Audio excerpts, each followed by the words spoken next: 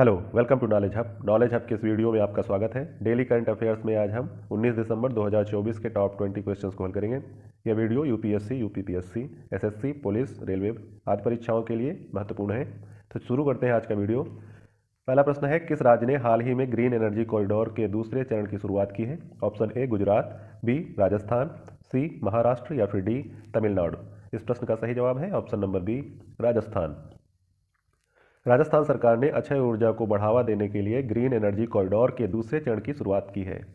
अगला प्रश्न है, हाल ही में किस अंतरिक्ष एजेंसी ने चंद्रमा की सतह पर जल संसाधनों की खोज के लिए नया मिशन लॉन्च किया है? Option A NASA, B ESA, C ISRO या फिर डी सीएनएसए। इस प्रश्न का सही जवाब है option number A NASA. NASA ने चंद्रमा की सतह पर जल संसाधनों का अध्ययन करने के लिए एक उन्नत मिशन लॉन्च किया है। अगला प्रश्न है, भारत का पहला डायबिटीज बायोबैंक किस शहर में स्थापित किया गया है? ऑप्शन ए नई दिल्ली, बी कोलकाता, सी चेन्नई या फिर डी मुंबई। इस प्रश्न का सही जवाब है option number C Chennai. Chennai में भारत का पहला डायबिटीज बायोबैंक स्थापित किया गया है, जो मधुमेह अनुसंधान में महत्वपूर्ण भूमिका निभाएगा। अगला प्रश्न है, आईएनएस निर्देशक को किस नौसेना डॉकयार्ड में कमीशन किया जाएगा? Option A Mumbai, B Kochi, C Visakhapatnam या फिर डी करवार। इस प्रश्न का सही जवाब है ऑप्शन नंबर सी विशाखापत्तनम।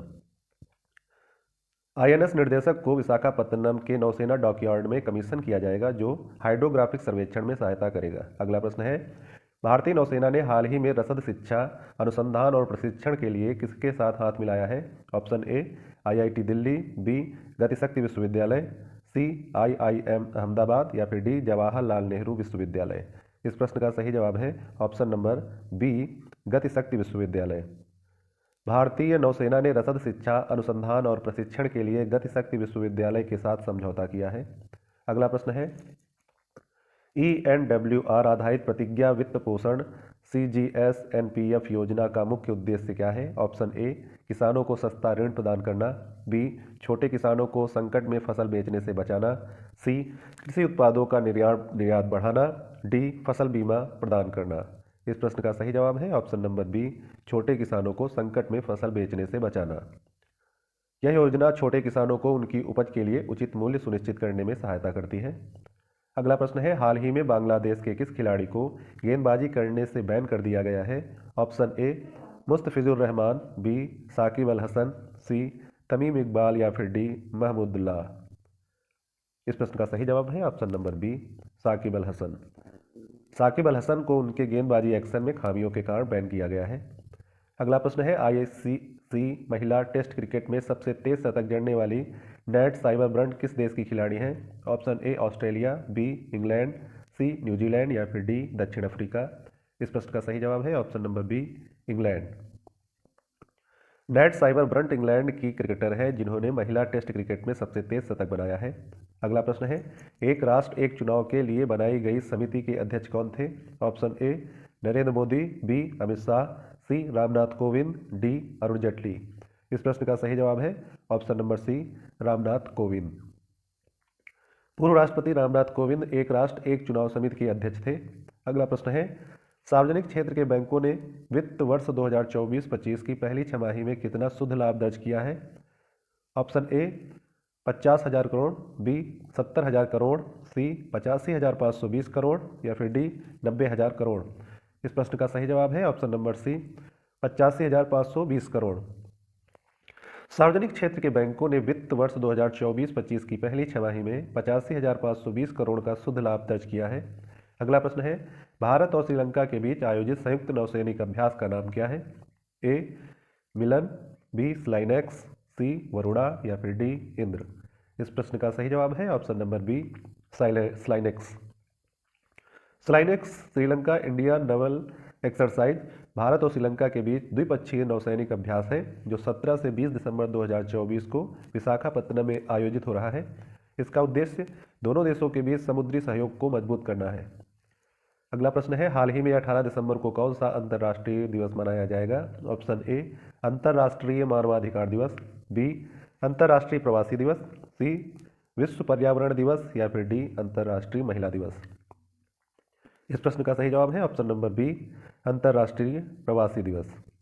अंतर्राष्ट्रीय प्रवासी दिवस हर साल 18 दिसंबर को मनाया जाता है। इसका उद्देश्य प्रवासियों के अधिकारों और उनके योगदान के प्रति जागरूकता बढ़ाना है। 2024 का थीम था प्रवासियों के योगदान का सम्मान और उनके अधिकारों का सम्मान। अगला प्रश्न है, इसरो ने हाल ही में किस क्रायोजेनिक इंजन का सफल समुद्री स्तर परीक्षण किया है? Option A C-20, B CE-20, C GSLV या फिर डी PSLV। इस प्रश्न का सही जवाब है option number B CE-20। CE-20 cryogenic engine ISRO द्वारा विकसित किया गया है जो LVM-3 लॉन्च वाहन के ऊपरी चरण को शक्ति प्रदान करता है। यह इंजन पहले 6 मिशनों में सफलतापूर्वक उपयोग किया जा चुका है। अगला प्रश्न है, एक राष्ट्र एक चुनाव विधेयक को हाल ही में कहाँ भेजा गया है? Option A Rajya Sabha, B Lok Sabha, C संयुक्त संसदीय समिति या फिर डी राष्ट्रपति के पास। इस प्रश्न का सही जवाब है ऑप्शन नंबर सी संयुक्त संसदीय समिति, ज्वाइंट पार्लियामेंट्री कमेटी। एक राष्ट्र एक चुनाव विधेयक जो देश भर में लोकसभा और राज्य विधानसभाओं के लिए एक साथ चुनाव कराने का प्रस्ताव रखता है, इसे हाल ही में संयुक्त संसदीय समिति JPC को भेजा गया है। अगला प्रश्न है, हाल ही में किस भारतीय राज्य ने सौर ऊर्जा नीति 2024 लागू की है? Option A Gujarat, B Rajasthan, C Tamil Nadu या फिर डी महाराष्ट्र। इस प्रश्न का सही जवाब है ऑप्शन नंबर ए गुजरात। गुजरात ने अपनी सौर ऊर्जा नीति 2024 लागू की है, जिसका उद्देश्य राज्य में सौर ऊर्जा उत्पादन को बढ़ावा देना और हरित ऊर्जा स्रोतों को प्रोत्साहित करना है। इस नीति के तहत औद्योगिक और घरेलू उपयोग के लिए सौर ऊर्जा परियोजनाओं की स्थापना को प्राथमिकता दी गई है। अगला प्रश्न है, स्लाइनेक्स नौसैनिक अभ्यास कहाँ आयोजित किया गया है? Option number A Chennai, B Kochi, C Visakhapatnam या फिर डी मुंबई। इस प्रश्न का सही जवाब है ऑप्शन नंबर सी विशाखापत्तनम।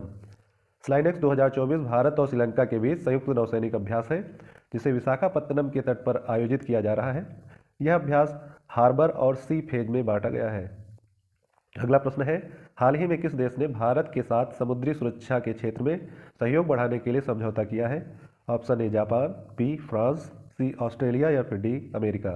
इस प्रश्न का सही जवाब है option number B France. Bharat और फ्रांस ने हाल ही में समुद्री सुरक्षा में सहयोग बढ़ाने के लिए एक समझौते पर हस्ताक्षर किए हैं। यह समझौता हिंद महासागर क्षेत्र में स्थिरता और शांति सुनिश्चित करने के लिए दोनों देशों के बीच साझेदारी को मजबूत करेगा। अगला प्रश्न है, हाल ही में भारत ने किस देश के साथ अपनी पहली पर्यावरण समझौता वार्ता शुरू की है? Option A America, B Japan, C France या फिर डी ऑस्ट्रेलिया। इस प्रश्न का सही जवाब है option number D Australia. Bharat और ऑस्ट्रेलिया ने पहली बार पर्यावरण और जलवायु परिवर्तन से संबंधित समझौतों पर वार्ता शुरू की है। इसका उद्देश्य स्वच्छ ऊर्जा, जलवायु संरक्षण और स्थिरता पर सहयोग बढ़ाना है। अगला प्रश्न है, हाल ही में शुरू अंतर्राष्ट्रीय प्रवासी दिवस का उद्देश्य क्या है? ऑप्शन ए प्रवासियों की संख्या को सीमित करना, बी प्रवासियों के अधिकारों और योगदान को मान्यता देना, सी प्रवास रोकने के लिए नीति बनाना, डी अवैध प्रवास को प्रोत्साहित करना। इस प्रश्न का सही जवाब है ऑप्शन नंबर बी प्रवासियों के अधिकारों और योगदान को मान्यता देना।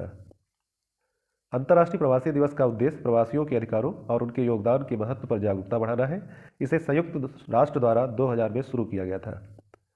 अगला प्रश्न है, भारतीय नौसेना ने हाल ही में रसद शिक्षा, अनुसंधान और प्रशिक्षण के लिए किसके साथ हाथ मिलाया है? Option A IIT Delhi, B Gati Shakti विश्वविद्यालय, सी IIM अहमदाबाद या फिर डी जवाहरलाल नेहरू विश्वविद्यालय। इस प्रश्न का सही जवाब है ऑप्शन नंबर बी गतिशक्ति विश्वविद्यालय।